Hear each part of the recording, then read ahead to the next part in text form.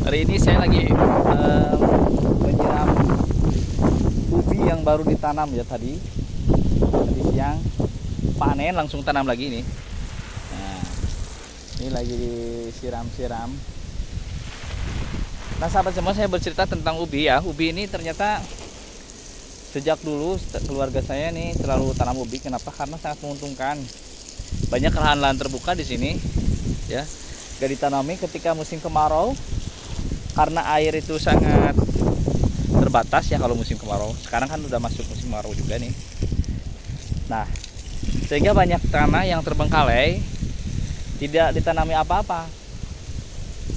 Yang terjadi selanjutnya adalah ternyata tumbuh ilalang. Nah, itu udah dahsyat aja. Kalau udah tumbuh ilalang, sulit sekali dikendalikan. Nah, ada cara supaya tanah itu bisa tetap menghasilkan, diantaranya dengan menggunakan cover crop ya. Nah, saya menyarankan bagi yang punya lahan tapi terbengkalai itu ada dua tanaman cover crop ya yang bisa menguntungkan ya. Nah, saya bahas dua aja dulu, sebenarnya ada banyak ya, dua atau tiga lah ya. Ya yang pertama ini ubi jalar ini bisa sebagai cover crop tapi dia menguntungkan banget. Satu, dia itu cepat sekali pertumbuhannya ya, tidak perlu pupuk yang aneh-aneh. Cukup dengan MKP ditambah dengan KNO 3 putih. Itu pun cuma 3 kali ya selama dia tumbuh. Terus yang kedua, ini kan daunnya cepat sekali melebar, memanjang juga, merambat ya. Maka akan menutupi tanah. Tanah itu akan lembab ya, sehingga bisa ditanami.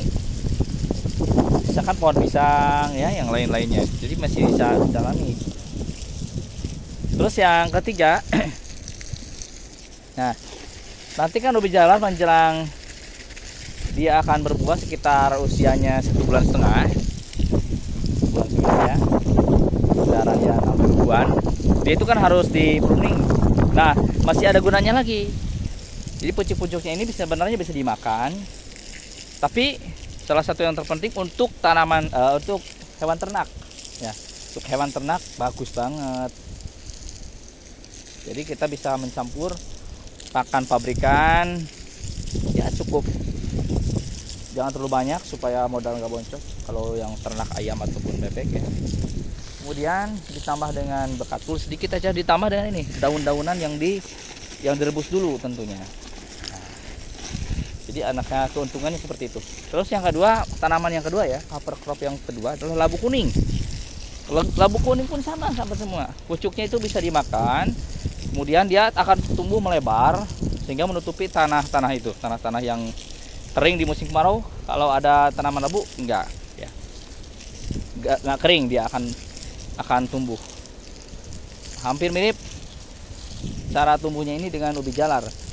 Kemudian dia nanti akan memiliki buah ya, bukan umbi ya. Umbi ini kalau ubi jalar umbi, buahnya itu justru dimakan manusia, enak banget ya.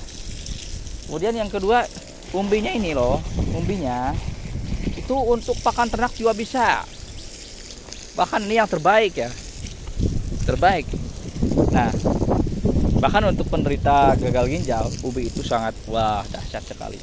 Nutrisinya ya aman, jadi dia tidak mengandung banyak gas. Nah, yang ketiga tanaman yang kami sarankan adalah kacang hijau. Tidak perlu ditunggal, langsung disebar, dia itu tumbuh. Cepat sekali tumbuhnya kacang hijau. Ya, tekniknya gimana? Caranya menanam ketika masih ada hujan. Mau masuk kemarau tapi masih ada hujan, langsung tebar kacang hijau ya. Kacang hijau itu dia menangkap nitrogen dari udara ya. Jadi di akarnya itu banyak nitrogen. Keuntungannya apa nanti? Tanahnya akan kaya nitrogen. Jadi tidak perlu pupuk urea lagi nanti tanahnya ya. Nah, sementara itu dulu sahabat semua. Ya, untuk yang lainnya kita coba explore yang lainnya. Cuman yang kami alami ini baru ubi jalar, labu kuning, dan kacang hijau. Insya Allah yang lain kalau nanti ada perkembangan saya update lagi ya. Terima kasih banyak sudah menonton video yang sederhana ini. Assalamualaikum warahmatullahi wabarakatuh.